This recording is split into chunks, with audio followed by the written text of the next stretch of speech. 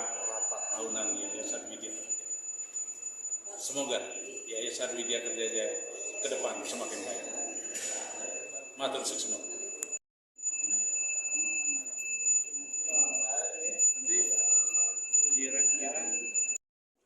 Iya Pak. Yeah.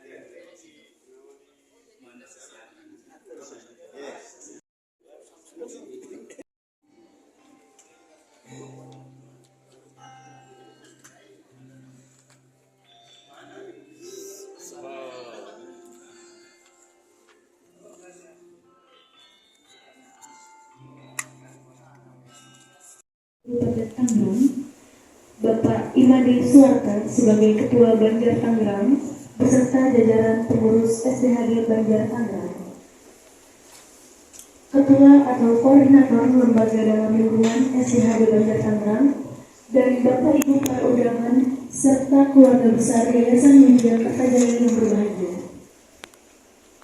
Puji syukur kita panjatkan kehadapan Ida Sang Yang Widiwasa karena berkat asung ketahuan mudahnya kita semua dapat berkumpul pada pagi hari ini dalam acara Rapat Pembina dan Rapat Tahunan Yayasan Widya Kertajaya tahun 2025. Semoga melalui pertemuan ini apa yang kita rapatkan, kita bahas dan kita putuskan senantiasa membawa kedamaian, kesejahteraan, serta keberkahan bagi kita semua.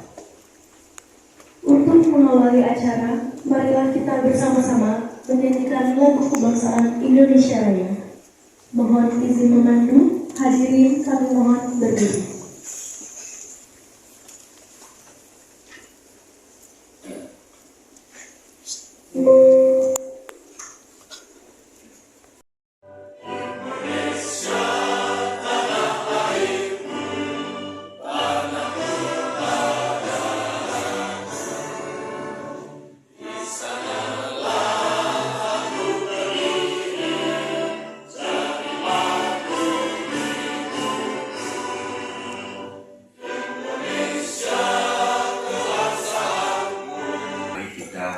Awali dengan doa untuk para Muda Santiwasi semoga acara rapat pembina rapat tahunan Yayasan Widya Kertajaya ini Presiden mohon diantar lagu karir Ibu Sidani Dor.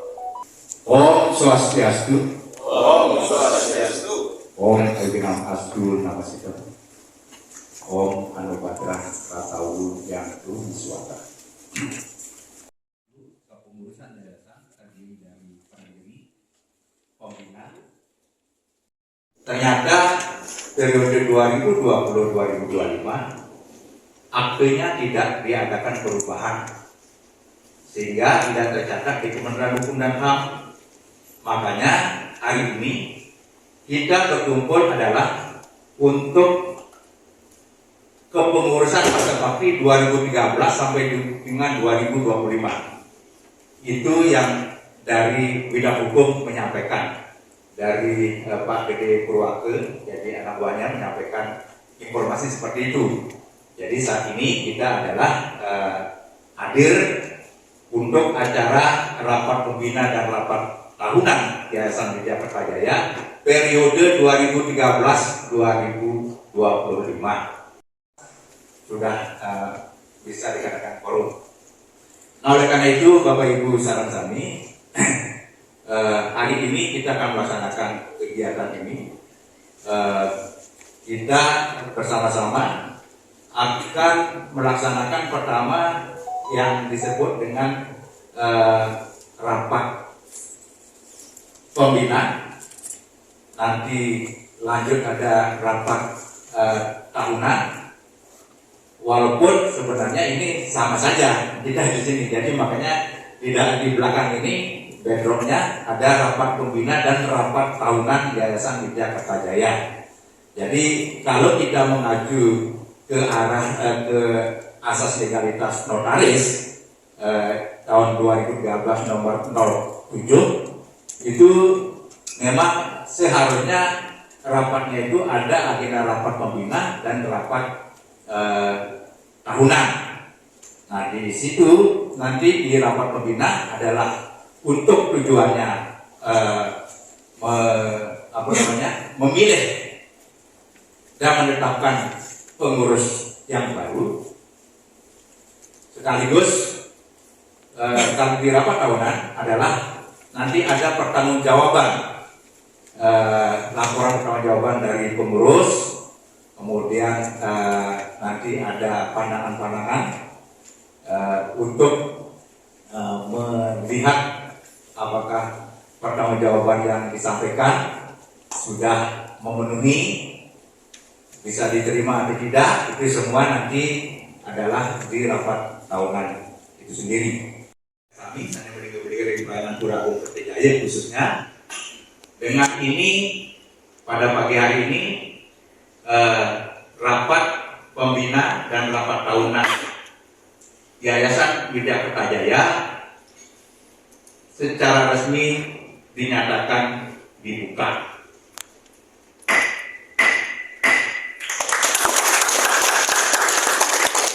Demikian yang bisa kita sampaikan, kurang lebihnya kita lunas ampure. Ijang tutup dengan puja para Santi. Om Santi Santi Santi Om.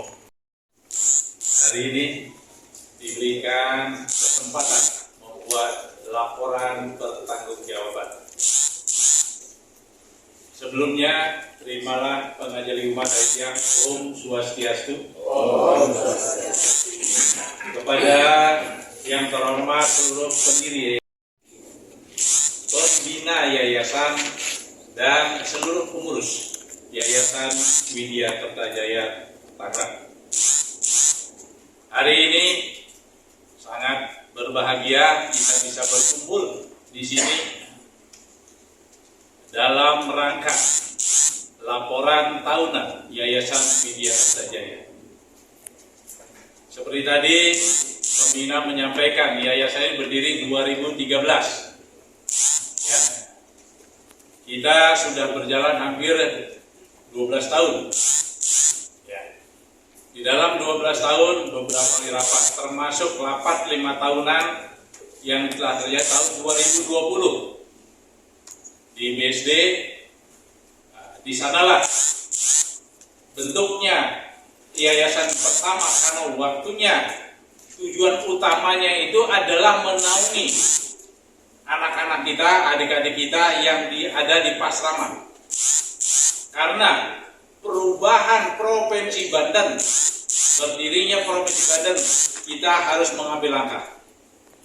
Rapatnya tidak ada 1 jam dan juga orangnya terbatas. Disitulah dipilih orang-orangnya. Siapa ketua, siapa pengurus, siapa pendiri. Ya ini jasanya Pak Putu. Ya, beliau yang membuat itu semua atas bantuan Pak Gede Purwaka, notaris. Dengan cepat kilat, kita kelurahan mentok, kita kecamatan mentok, apalagi ke Humham. Karena apa? Tidak ada pengalaman. Dengan hal begitu, itu adalah sebuah tantangan. Saya yakin apapun masalahnya demi anak-anak kita lakukan. Akhirnya kita lakukan. Lurah, RT, RW, camat, Humham, ya Astokara notaris gratis. Yang lainnya semua bayar. Nilainya berapa? Saya nggak masukkan. Dari mana uangnya? Nggak usah bertanya. Yang penting yayasan berdiri dulu. Akhirnya itu berdiri. Langsung SK kan Bung Ade waktu itu, mulai dari ini, Pasraman. Karena apa? Nilai mau masuk harus ada yang bertanggung jawab. Harus.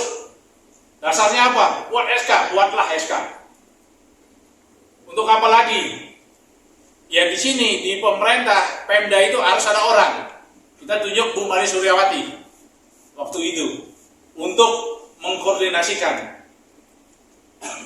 Ternyata banyak nilai anak-anak kita yang di kamplase, Pak Selamat kasih nilai 8, di sekolah dikasih 6. Ini kita terjun lagi ke Diknas sampai ke sekolahan.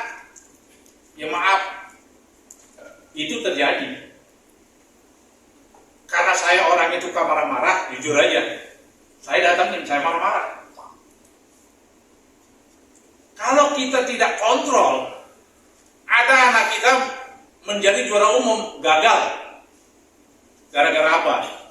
Mas Salman ngasih nilai 9, sedangkan di sekolahnya hanya dikeluarkan 6. Ini adalah hal-hal yang kendala di awal.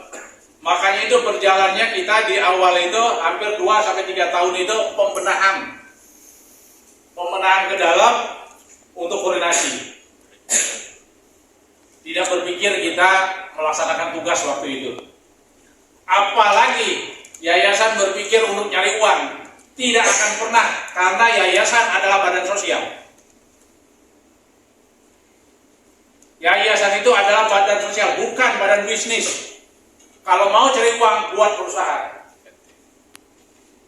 Jangan sampai nanti salah langkah kita.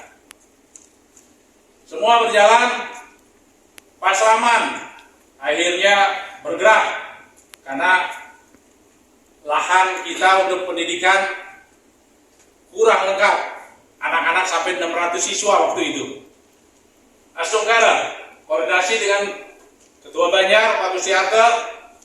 Waktu itu, Pak Ketut, kita bangun ini. Duitnya ada nggak? Nggak ada, Pak Ketut. Astungkara kita keluar mencari dana hampir 1,6 M. Kita dapat dana. Tidak dipungut di umat tahun Pak Salman. Akhirnya kembali gedung Serbaguna yang sekarang, yang 2 lantai. Bapak Ibu boleh ingat, pernah nggak diminta sumbangan? Kita berjibaku dimanapun peluang, kita cari uang. Akhirnya terbangunlah gedung Serbaguna sekarang. Sampai kita lihat Bapak Wali Kota, kebetulan Pak Sarudin, saya ada kedekatan. Pak, tolong, kami belum lengkapi. Astungkara gedung Serbaguna terakhir itu 150 juta dari Pemda Wali Kota. Ya, itu turun dari Dirjen. Ini pengalaman ini, Pak Gusti sama saya. Di Dirjen itu ada duit 100 juta. Pertanggungjawabannya harus 2 hari waktu itu ya. 3 hari. Dirjen menawarkan ini harus dikeluarkan. Gimana caranya? Kasih. Dirjen kita mendapat bantuan sampai 5 kali kalau nggak salah. Terakhir itu 100 juta. 100 juta itu, Pak Gusti bilang, Pak Ketut siap nggak laporan ini? Kita lakukan. Astungkara sampai terbangunlah sampai saat ini. Terakhir itu dilengkapi oleh Bapak Wali Kota. Akhirnya untuk pembangunan kami ke Pemda Bali, ya Bupati Gianyar, pada tanggal 30 Desember kita ngajukan kan untuk pembangunan. Ternyata Bangun Puro itu nggak masuk. Pemda Bali atau Bupati Gianyar tidak memberikan bangunan untuk bangunan pura, tapi dia bisa untuk budaya, seni dan budaya itu baru dikeluarkan. Om Swastiastu. Oh, Pinandika larang istri yang kami sucikan, Bapak Ibu Umat Dharma yang hadir pada rapat yayasan pada hari ini yang kami hormati, Bapak Pembina, Bapak Penasehat dan Bapak tokoh Bupati Banjar Tangerang maupun di lingkungan Tangerang yang kami hormati.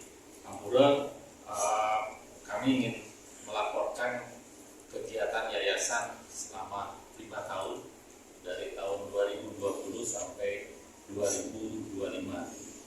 Nah, slide-nya yang ada slide. Ada pendiri. Bapak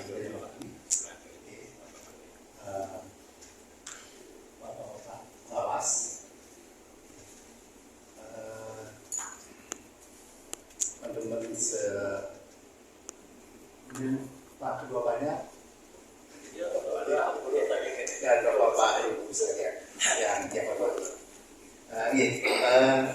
yang cuma perlu mungkin menambahkan titik-titik karena sebagian besar sudah tadi disampaikan Pak Tua. Jadi secara garis besar yang saya sampaikan pada saat pergantian periode kepengurusan yayasan mempunyai dana sekitar sekitar mungkin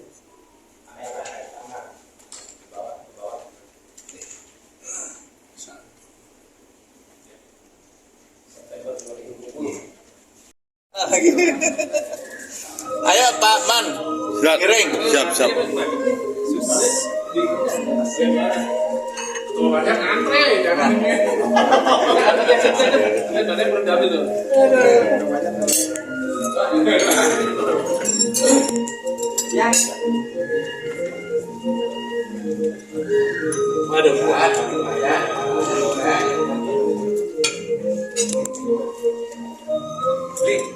Jadi itu orang kita. Kuenya boleh double dong ini. Udah jadi belum? Udah. Ada saya udah